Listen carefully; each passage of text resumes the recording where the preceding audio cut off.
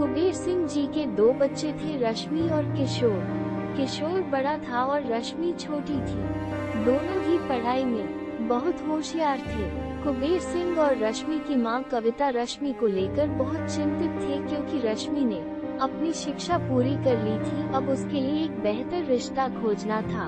एक दिन उनके करीबी रिश्तेदार का बेटा दीपक शादी में रश्मि का हाथ मांगने के लिए उनके घर आया। दीपक को सभी पसंद करते थे। वो दिखने में अच्छा था और एक अच्छी कंपनी में कार्यरत था। दीपक के परिवार को भी रश्मि पसंद थी।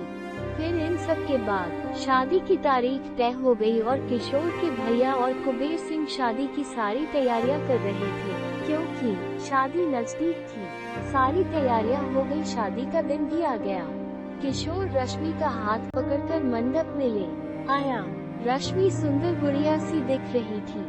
सुंदर नाक, आंखें, रंग गोरा, लंबी लंबी चोटी। रश्मि देखने में बेहद खूबसूरत थी। किशोर रश्मि को मंडप में ले आया और पंडित ने रश्मि को कन्यादान के लिए हाथ आगे करने को कहा और उसका हाथ कांपने लगा। जिस पिता ने इस हाथ को पकड़कर दुनिया में चलना सिखाया, वही आज उसका हाथ किसी और पुरुष के हाथ में देने जा रही थी।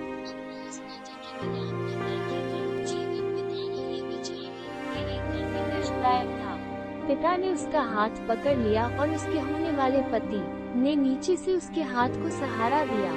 कन्यादान की रस्म शुरू हुई। हाथों से पानी की एक एक बूंद गिरने के साथ पिता की आंखों से भी बूंद बूंद आंसू गिर रहे थे। अपने कलेजे का टुकड़ा दान करते समय क्या अवस्था होती है, तब वो कुबेर सिंह ने जाना।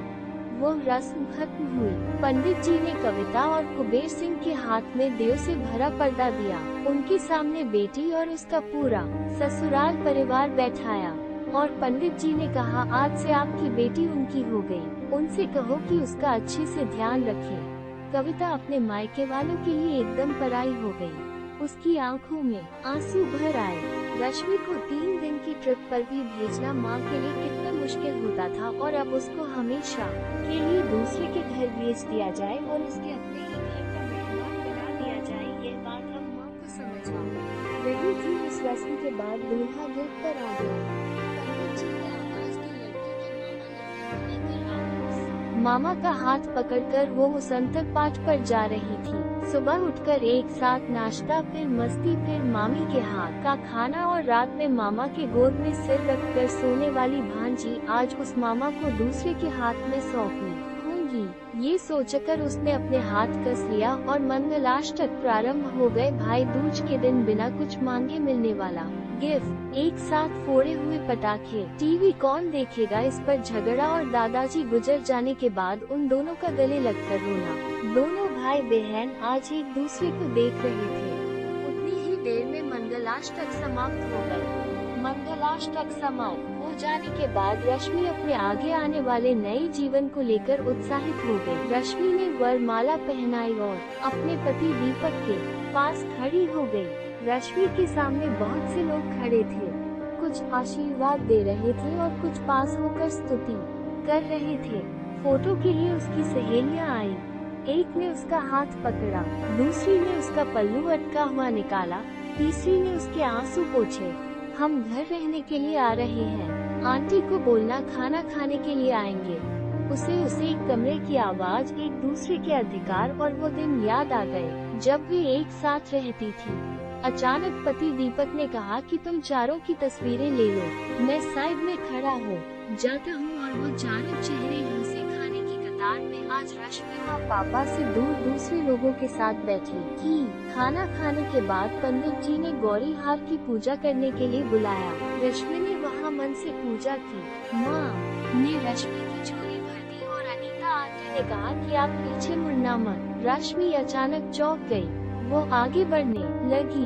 इतने सालों से बच्चे की तरह पाले हुए उस चाचा का बांध टूट गया। स्कूल से घर वापस आने में देर हो जाने पर अस्वस्थ होने वाले वो चाचा जी, जन्मदिन पर 6-7 फ्रॉक उसके आगे लाकर रखने वाले चाचा जी, मैं नहीं आने वाली, आज घर में चाची के पास रहूंगी कहकर रोने वाली वो आज हमेशा के लिए दूर चली जाएगी। यह रश्मि के दूसरे माँ पापा के रूप में चाचा चाची को भी यह बात सहन नहीं हो रही थी। उसकी पहचान आज बदल चुकी थी। हाथों की वो हरी चूड़ियाँ, पाँव में बिछिया और गले में मंगलसूत्र नए जीवन की राह दिखा रहे थे।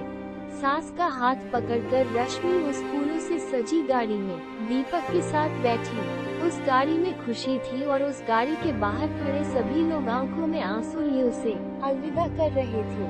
रश्मि बोली, मम्मी पापा आती हूँ मैं।